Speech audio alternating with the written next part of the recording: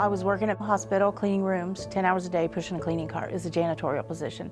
I decided I'm 54, I can't do that anymore. My body just won't take it. So my sister, she kept telling me, you need to get a job working for the state. And I said, I can't. I don't have any skills as far as computer skills or anything. Tina and I are typical sisters, 14 months apart, so we spent our childhood very close. We were just very active, fun-loving kids who unfortunately were living in a home that had a very abusive mother.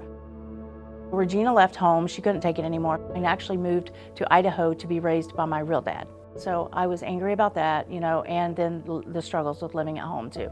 And I moved out when I was 16. I went before the judge and he let me move out.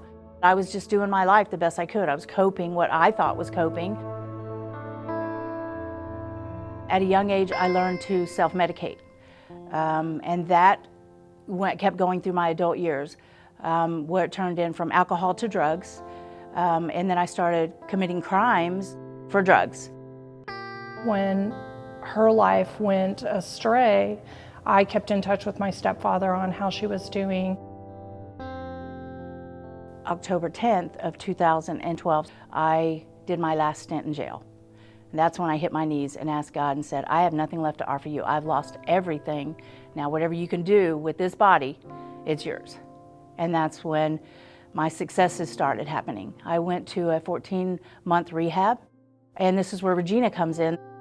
I connect vulnerable populations to community resources, programs within DES, and connect them to information that could be usable towards moving their lives forward.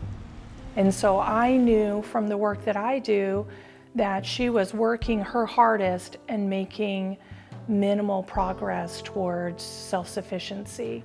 And I knew that I had to come home and talk to my husband and say, she can fight her hardest, but it's so uphill that if her family or someone doesn't assist to give that boost, she may fail again. And I didn't want that to happen. So Regina came home and told her husband, we got to help her. We have to. I want to invite her here. So they invited me. About 6 months later, I came to Arizona, and it just continued on. God was blessing me. I got on LinkedIn Learning and took a 365 Microsoft course and taught myself how to type, taught myself how to do computers. And Regina kept telling me, you need to apply for the state. So I applied. My name is Tina. They did ask me if I was a convicted felon on the application. So I was a little nervous about that. She goes, don't worry about it. We have a second chance in Arizona. After the interview, I was so excited. We all cried. I told them a little bit about my story, how, you know, my past.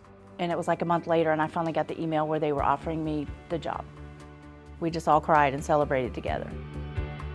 My past does affect my experience with clients because I was a recipient myself. I've been the one needing assistance from someone. I have compassion for people because of the life that I've walked, and I understand how they're feeling and what they need when they call. Second chances are super important because without them, there's no hope.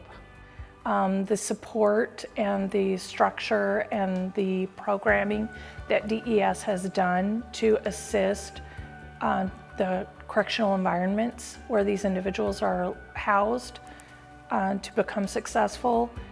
DES has permeated the second chance world with the programming and all of the people who are doing that frontline work. The second chance is the opportunity for a new start. I just wanted to say thank you to the state of Arizona and DES for giving me a second chance at a life. Because like I said before, I had no career. I started late in life, and now I have an opportunity to have some retirement and some peace of mind.